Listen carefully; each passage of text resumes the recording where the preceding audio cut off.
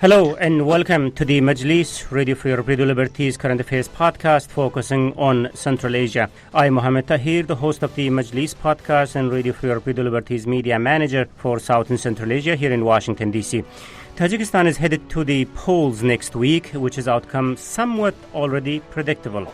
The polling is to elect the new parliament, which is dominated by the ruling party members, and it's expected to stay as such. However, with the Islamic Renaissance Party banned and out in exile, the most notable opponent seems to be the Socialist Democratic Party of Tajikistan, which its candidates are competing under highly unusual circumstances. As I said, experts are almost certain what is coming out of this, yet the election is still important, given the rise of Rustam Imam Ali, the son of President Rahman, to the position of influence ahead of presidential elections later this year, and growing economic challenges in the country. So we are here to look into how the elections and the campaigning is taking place, the possible outcome, most importantly, what it means to the country and what is next.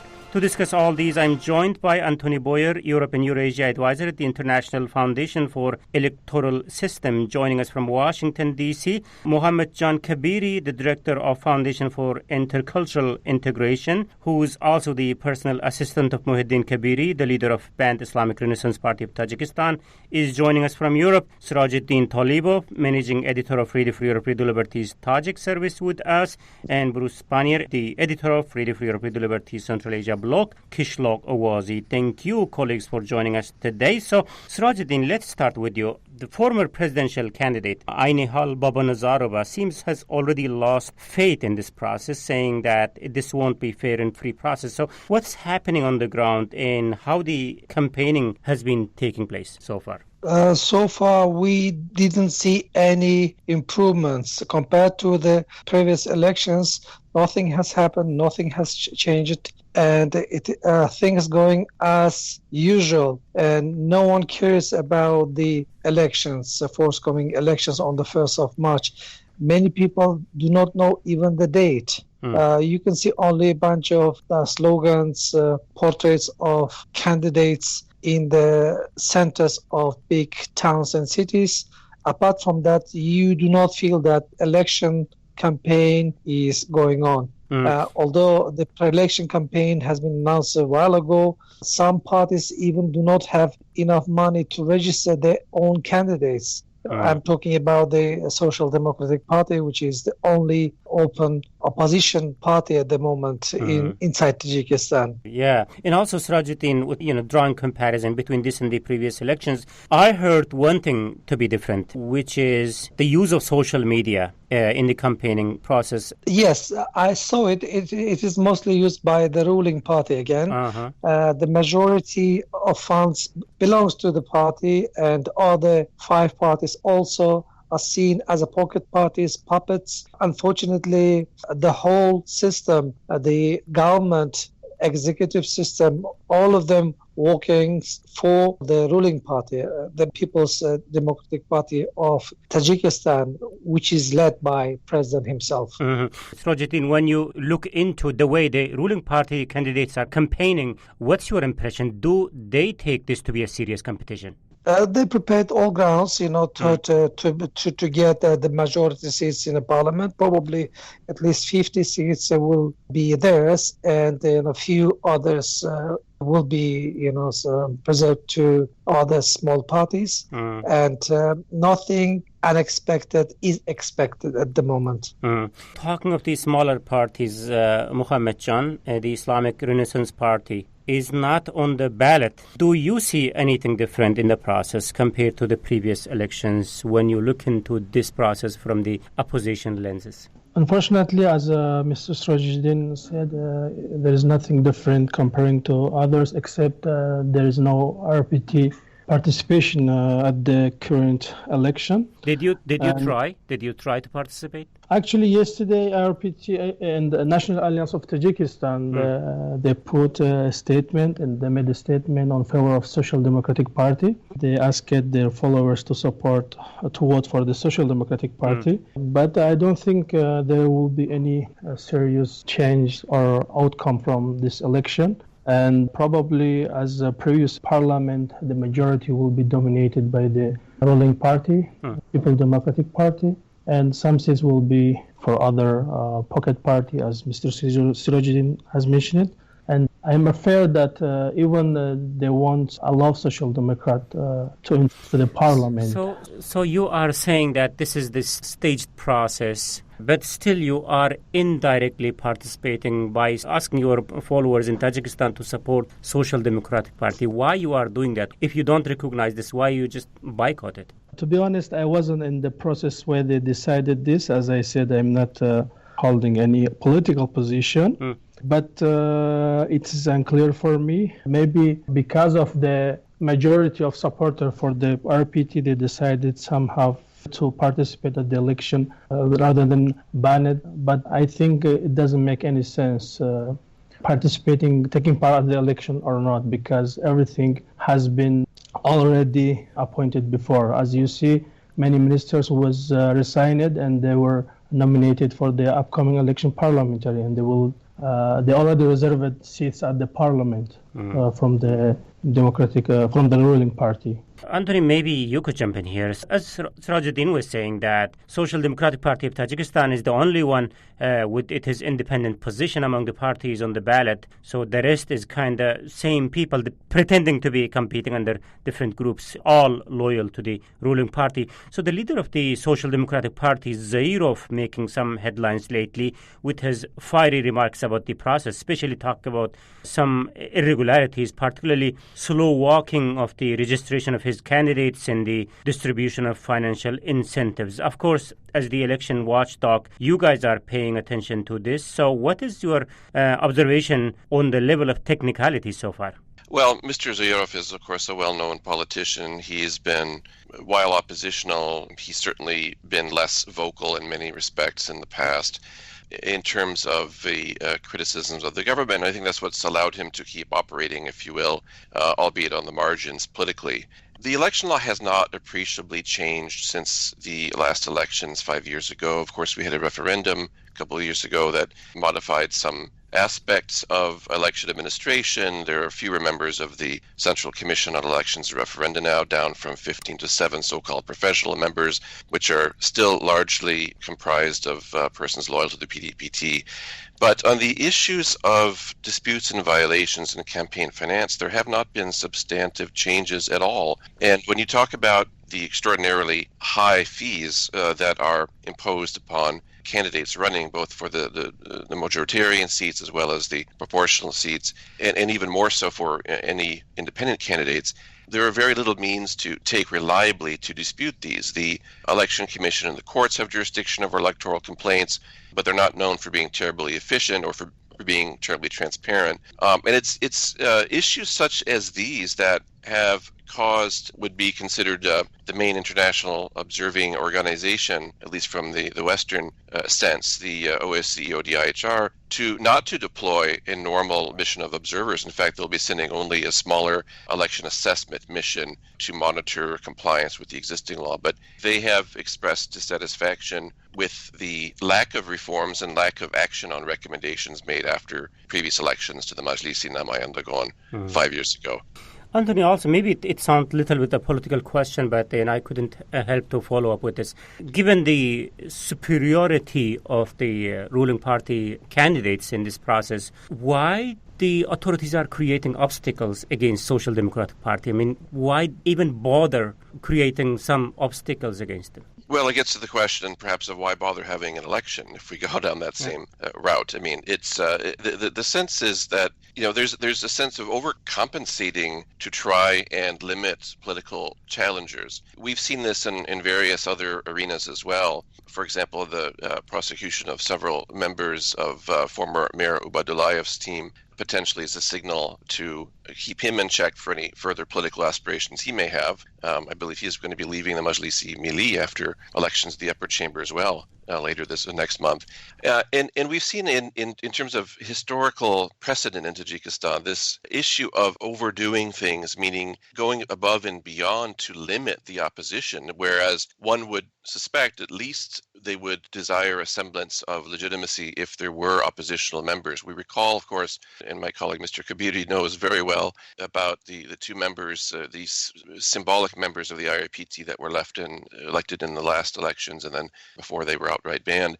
Even that was barely symbolic, but the authorities really don't want to even allow even a semblance of opposition to be taking root or to be seen to be challenging or representing a viewpoint different from that of the PDPT and the other pro-presidential parties. Mm-hmm. Bruce, the only political party which is different than the other parties in this election, the Social Democratic Party of Tajikistan, how much of an opposition is this, the way you see it? Yeah, well, I mean, as Anthony said, they've kind of been held down. They're allowed to exist because they keep such a low profile, and that's certainly we've seen why that's true. Rahmatullah Zahirov's been beaten, on the street before, and he's certainly been sent a pretty clear message. Obviously, the government didn't say we're the ones that beat him up, but it's pretty clear that they have a very limited space to work in, and they probably won't get any seats. But again, I suppose following up on what Anthony was saying a minute ago, that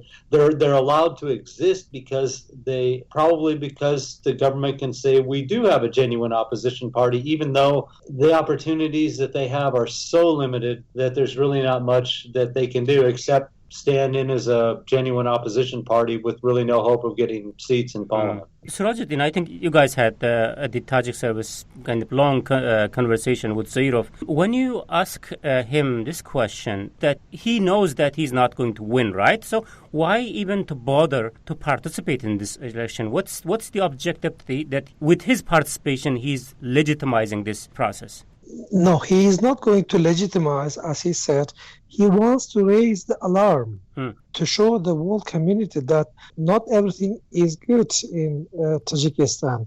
Tajikistan going towards the authoritarian rule, and this rule is becoming stronger and stronger. And he is warning by trying to take part in the elections. This is what he said. He even mentioned that they were so financially poor that they were forced to sell their own car in order to be registered, to register their own candidates. And they managed to put deposit only for 5 of the candidates. As you can see, and no financial institution was willing to give them money to support financially, even a debt loan. So, but his strong will also is a sign of resistance within authoritarian society. And if genuine elections take place, I'm sure he would get a lot of support. People know about him and his party. So other than the Social Democratic and the ruling party, how many other parties that we are talking about now, and then you also kind of described them as a pocket party, how those so-called pocket parties try to differentiate themselves from each other? I can tell you one thing. There are different names. Democratic Party for economic reforms. I don't know, the Agrarian Party. It is called in different ways. They have different names, but they don't have any specific agenda. This week we wanted to hold a debate between the leader of the Social Democratic Party and one of the leading parties, including those 5 other pocket parties. One of the leaders of the party, off the record, told us that he was told by the ruling party members not to attend the debate, otherwise he would lose the one seat that he was promised. So you can imagine that how powerful is the ruling party. All the governors of local administrations, including the chairmen of mahallas, neighborhoods, starting ministries, majority of them are members of this party. It looks like communist party in the Soviet time. So, and they have the youth wings as well. It's unbelievably, a strong party with the huge financial resources, and it is ready to swallow the whole country. Wow. So, Mohammed, you guys are supporting the Social Democratic Party of Tajikistan. Any idea how many candidates the party is fielding? They nominated 5 candidates for the parliamentary elections. 5 candidates. So, yes. When you look into their campaigning, Other than financial problems that Sirajuddin just mentioned, what has been some of the other challenges? I mean, were they free to campaign the way they wanted? Probably financial problems. They don't have enough money to print out posters for the election. Right. They cannot use brochures, and they don't have such volunteers to do independently propaganda for them. And also when the activists of opposition, the stickers they're putting on the wall or on the streets, the supporter of the ruling party, they will take them out, and you have to put them every day. So this is one of the problems the Social Democratic are now facing. But there are a lot of supporters on the social media for the Social Democrat also. Just to mention one thing, I think there is a little differences in the ruling party. They nominated 28 candidates, but it seems they want to put their people in the parliament as independent figures, independent candidates for the election. Beside this pocket party, I think they will enter some their people under the name of the independents to show the world that we have a parliamentary election with the 5 party and also some independent candidates. And another things, almost 28-30% of the electoral, they are living abroad as immigrants, and there is no proper ground for them to participate at the election. Probably they will be using. So they are not participating now, people who are in Russia, for example? Of course not. In 2015, I was in Moscow and I was observer at the ambassador of Tajikistan from opposition party, and I saw only few hundred people, which the worker of the markets was brought by the leaders. They voted on favor of Democratic Party, like ruling party, and I saw them. They are voting from one, and they are voting from one door and getting out from another door and keep voting again. Like this circle is running. For example, 200-300 people they are voting against 2 and 3 times. And only in Moscow there is more than 100,000 Tajiks are living, but I was counting.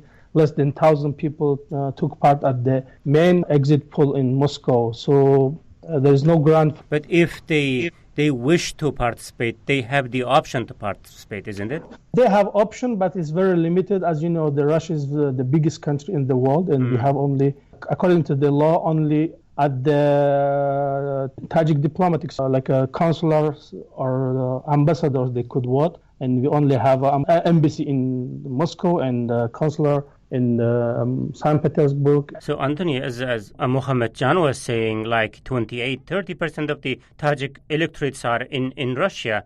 Given the regulation that the citizens can vote only at the Tajik diplomatic corpses, which are present only in 2 cities, I'm sure because of these reasons, I'm sure most of those people left out of this election exercise, because Russia is a big country, and on the top of that, most of those immigrant workers do not have proper documentation. So I'm not sure how much of a freedom they have to roam around independently in Russia. So from whatever aspect you look into this, it's a huge loss. So I'm sure you have opportunities to interact with the Tajik authorities. So when you bring this into their attention, how they explain the exclusion of hundreds of thousands of citizens from this process?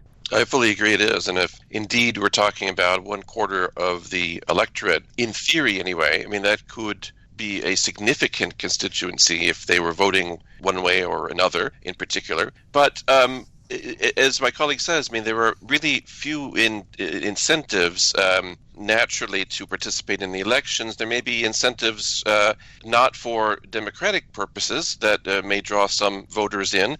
But in the past, we've heard some terrific numbers from the head of the Central Commission on Elections Referenda in terms of the number of out-of-country votes.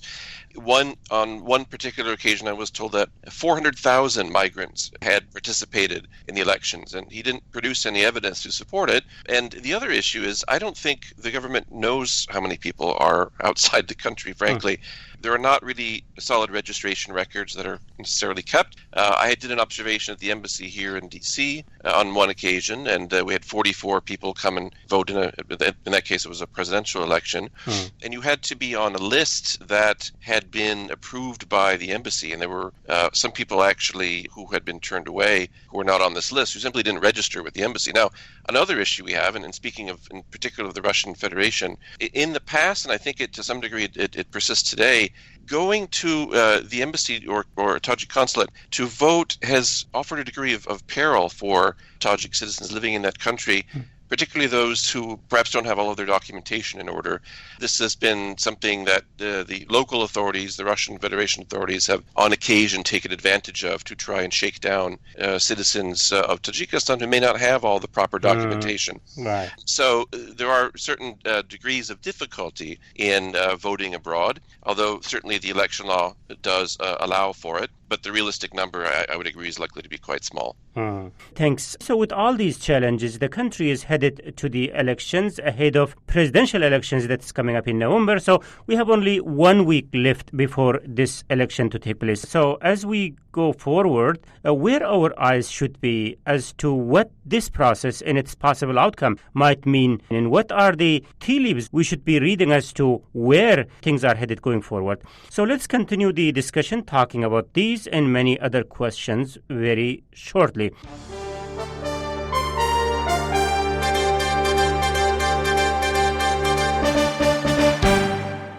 Before that, let me recap the debate that today on the Majlis podcast, I'm joined by Anthony Boyer, Europe and Eurasia Advisor at the International Foundation for Electoral System. He's joining us from Washington, D.C.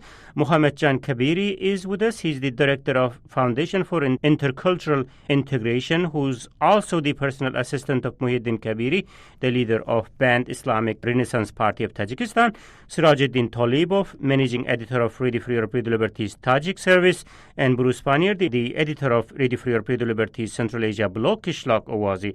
I'm Mohammed Tahir, host of the Majlis podcast here in Washington, D.C., and we are discussing the upcoming parliamentary elections in Tajikistan. So, Bruce, before I get into the future-looking conversations, let's look back and talk about how we got here. It's been certainly a rocky road leading up to the elections. For example, we had an unprecedented level of crackdown against opposition parties and media, particularly Radio Free Europe Radio Liberty has been going through an immense pressure in scrutiny where the authorities are seen using accreditation as a pressure tactic against our reporters. So what has been some of the ups and downs leading up to the elections in Tajikistan?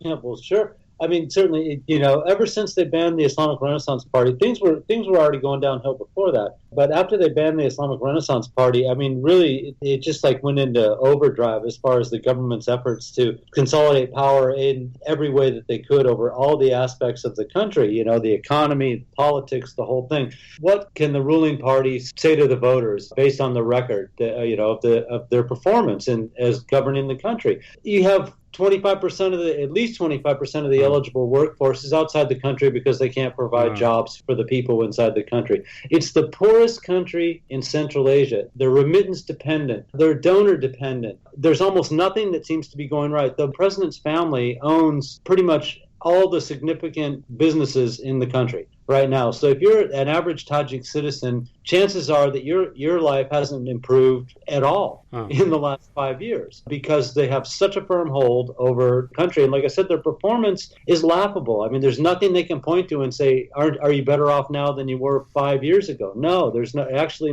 most people are worse off than they were 5 years ago, or certainly they're no better off. But, this is the situation they have, and I suppose that speaks to why they don't want any kind of legitimate opposition, because there's certainly a number of areas that an opposition party or individual could point to and say, do you want to keep going like this? Is this the life that you're looking for 5-10 years from now? And of course, I didn't even mention the debt that they've run up to China. I mean, it's a failure. As far as the government's performance. So keeping these issues in mind, Bruce, what the candidates were talking about, what they were promising to people, and how much it kind of relates to the type of challenges that you were talking about. It's been hard to follow this election just because there's so little reported about the campaign. What the government's been going on for forever and ever is stability. That's their big claim. They can point to the Civil War years and say you don't want to go back there again. They can point to Afghanistan and say you don't want this to happen to you. And that's their argument for keeping them in power. It's like, at least our country is stable. We're not at war. But if you elect somebody else, then you're taking a risk by doing that. And that's pretty much all they can offer at this point. So, Sirajuddin, I think you also kind of hinted to this, saying that this might be a rehearsal of some sort for the upcoming big election, which is the presidential elections, to take place in November. So, when you speak of this election, what's the significance of this, keeping in mind the other elections in November? Sirajuddin, are you with us? I don't hear from Sirajuddin. Who wants to take this question? Maybe Anthony? Let's go with you. Yeah, thank you. I think the question is, I think you're alluding to, is respective of a potential transition.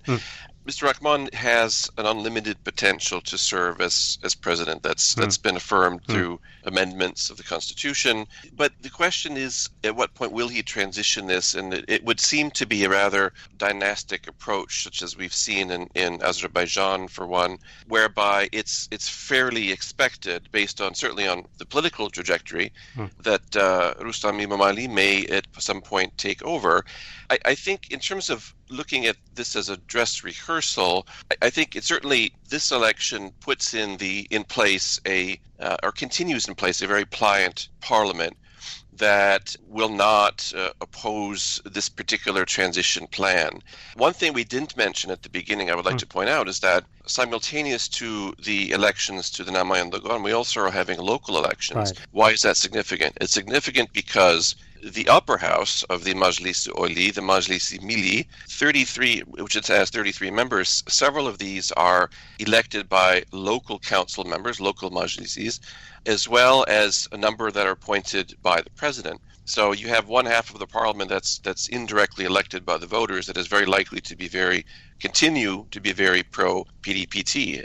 And as mentioned, Mr. Ubaidulloyev, who doesn't necessarily represent a threat to the ruling family, but nonetheless is a powerful figure, former mayor, currently chairman of the Milli, will be stepping out of that role. And I think it in addition, this really clears the way for potential succession in a very clean and tidy manner. Will they choose to do that this year? That's unclear to me. I think many have suggested that yes, indeed, that will be the case. Certainly, they've changed the law to allow his son to run this year. They've lowered the age requirement to 30. I believe it'll be 32 or 33 when the election comes.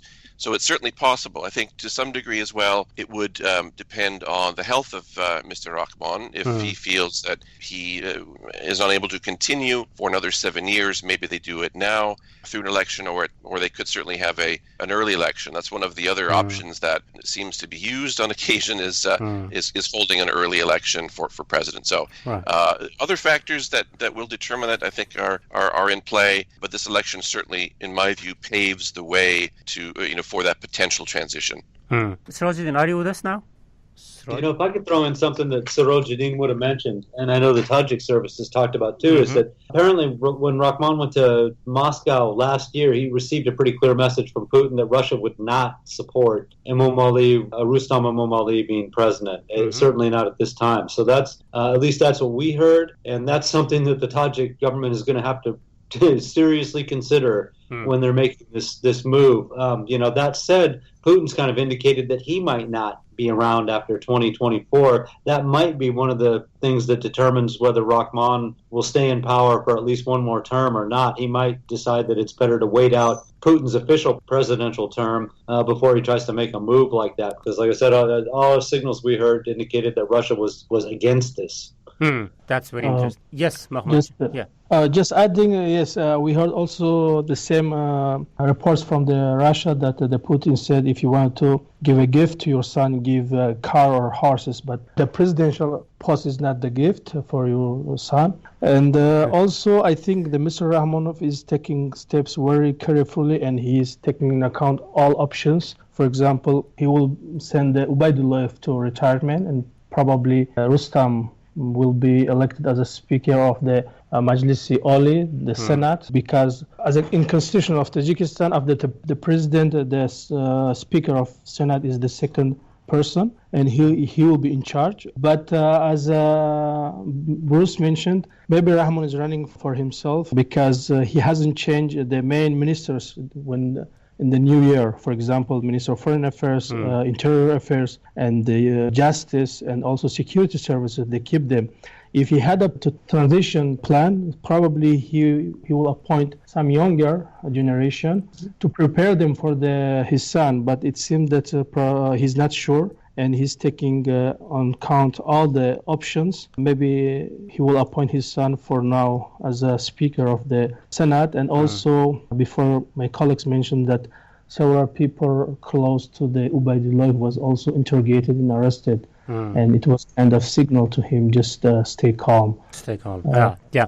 I just want to add one thing more. To be honest, in the past 15 years, to me, the legislative structure in Tajikistan, including Majlis-i Milli and Majlis Namandagon, seems to me to be as a rest house for the retired officials, for example, the ministers and the people who served for a long time in the government, and then the Rahman will send them to these majlises to just rest and chill out. Yeah. And they never took any serious steps except just legitimizing Rahman's power in the past 15, 20 years. Anthony, just expanding on what Mohammed Jan has said, the way this process is taking place, if the intention is to help to legitimize Rahman's government, how does this help? I'm not sure if the international community buys into what he's trying to do here. So what's the point? No, it's certainly not going to appear legitimate, and it hasn't. I mean, there hasn't been a single election in the country that has been rated as having met democratic standards by the Western community. Of course, the CIS observers will likely give it a seal of approval, and that may be enough. The question is not so much, at least from this standpoint, on the Western legitimacy. The question is making them appear legitimate to the people of Tajikistan. Now, obviously, people can see through it. I think by now they know that this is not truly a democratic system, although on occasion the parliament does some good things. It recently adopted the Convention on the Rights for Persons with Disabilities. It's yet to be ratified, so there are some things that are done. But in terms of the West, I don't think there are any illusions that this is going to change. Now, at the same time, I mean, if there was a semblance of opposition, it's certainly the case that Western assistance providers and governments may be more motivated to provide some economic relief or incentives. So by really keeping this as a very transparently illegitimate, if you can use that combination of words, process, I think it undermines any semblance of legitimacy of this government going forward, and that only hurts the government's credibility to the international community. And I want to assume that the authorities knows these conclusions that you are talking about, right? I mean, they are aware that this is where the process is leading them. Certainly. I mean, there's a degree of self-delusion that's taking place here as well. But at the same time, I mean, we know that Tajikistan is still very, very dependent on the Russian Federation. It was mentioned also the increasing ties with China that are to a larger degree supporting the economy. But certainly, I think they find themselves in some degree between a rock and a hard place. But there's also, as I mentioned, a large degree of delusional behavior that seems to be taking place, because what we have here, to be frank, is a failing state, and I don't think that there are any short-term fixes for that, and the long-term fixes are certainly painful to contemplate. So, Bruce, I think we also need to be wrapping up the discussion very soon, but some of the final thoughts here. So the elections are happening under these circumstances. So, the victory is not the end of the road for Rahman or his government. So what awaits for him going forward? Just imagining that he, again, dominates the parliament. Well, I don't think there's any doubt that the People's Democratic Party of Tajikistan will once again, take the majority of the seats. If you look at their election history and the number of seats they've taken, it's always 50 plus in the 63 seat Majlis-i Namandagon. So that's going to stay the same. I think one of the more interesting things that will happen during the next term or the next parliament's term in office will be what happens with the U.S. and Afghanistan. Because Tajikistan's been playing this game for years now where, no one wants to see them fail, the government fail, because they don't want the country to end up in chaos and just be an extension of all the problems in Afghanistan. Now, if for some reason Afghanistan starts to settle down. That's going to be bad for this government, at least in terms of their relations with the West, because it will give the West much less reason to tolerate a lot of the things that have gone on in Tajikistan. Let's face it, the Western governments don't like the way the Tajik government rules the country. But like I said, they don't want to see it fail because they're worried about what's going to happen. So they continue to provide them with aid, and they continue to look the other way when some of these more horrible moves are made on the part of the Tajik government. Even if Afghanistan doesn't settle down, and I don't see where that's going to happen much, but if the West is able to pry itself away from Afghanistan and lose interest in the region, they'll probably have a lot less tolerance for what's going on in Tajikistan also. And that just leaves Tajikistan with China and Russia, which is certainly both those countries will help Tajikistan, but there's a price to be paid for that. And I think all the countries in Central Asia prefer to balance their relations, foreign relations, with Western countries or organizations so that they don't feel like they're under the thumb of Beijing and Moscow, but that's the way they're headed. And that might be something they have to deal with in the next 5 years. Okay, so final thoughts, Anthony and Mohammed Jan. So what's that you will be looking at going forward to determine where the administration of Rahman is headed with this, with the majority in the parliament? What will be some of the major challenges that his administration has to deal going forward? Let's start with Anthony, then Mohammed Jan. Yes, thank you.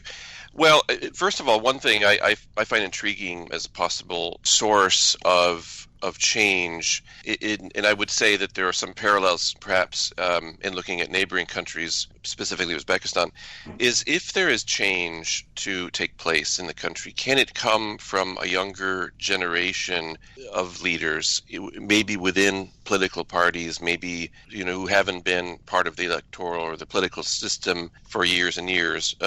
Is this a possible avenue or change agent in the waiting? Is it a matter of a newer generation coming up through the ranks who will push for some changes? That's a question I have. We've certainly seen, again, this taking place to a degree in Uzbekistan, which also had an election that wasn't necessarily bringing about change on the surface. So I would pose that question.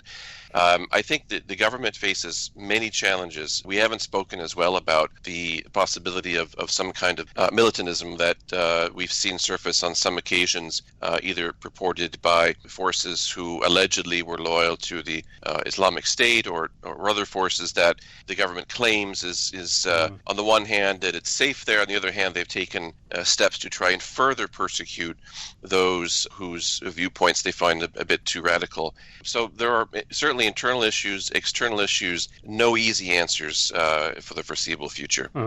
Fair. Let's see, Mohammed Jan, where your eyes will be going forward, assuming that the ruling party is going to dominate the power in the parliament, where your eyes will be, what you will be looking at in terms of the challenges and the way the authorities handle that. The upcoming challenge for the President Rahman and for the Tajikistan state is transition of the power. It's very important for them because there is no one opinion whom to support. For example, Rahman is willing to nominate his son, and Azoda also has support from Western country and also from inside because her husband is in the power and managing the financial system. And there is also problem within the family will start after the Rahman. So the main important challenge for the Rahman and for the state is transition of the power in Tajikistan. So they will focus probably on this, his power. Thank you, Mahmoud Jan. But Bruce, how long Rahman, I mean, there's no challenge the way it looks like, but how long can really he run the country? I mean, he's not really a young man anymore. He's not really as healthy as he used to be, but... that's a good question. Some of these guys hang around for a long time. You very diplomatically omitted the fact that he's pretty well rumored to have a vicious drinking habit besides. So you would think that he's not long for the world. But and then certainly he looks unhappy in almost every picture I ever see of him now. He used to be able to smile at least a little bit. But he just looks grumpy, like he's ready to just go and take a nap and doesn't want any part of it anymore. He might have to do another term. I would bet that if he does do another term in office, that would be the last one for him. Okay, terrific. Thank you very much, Bruce Pannier, the editor of Radio Free Europe, Radio Liberty Central Asia blog Kishlock Awazi. Big thanks goes to Anthony Boyer, European Eurasia Advisor at the International Foundation for Electoral System, Mohammed Jan Kabiri, personal assistant of Muhyiddin Kabiri, Sirajuddin Tolibov, managing editor of Radio Free Europe, Radio Liberty's Tajik service. Thank you, colleagues, for your time and thoughts today. Thank you very much. Thank you. And this is it from me, Mohammed Tahir, host of the Majlis podcast. Until next week. Bye-bye.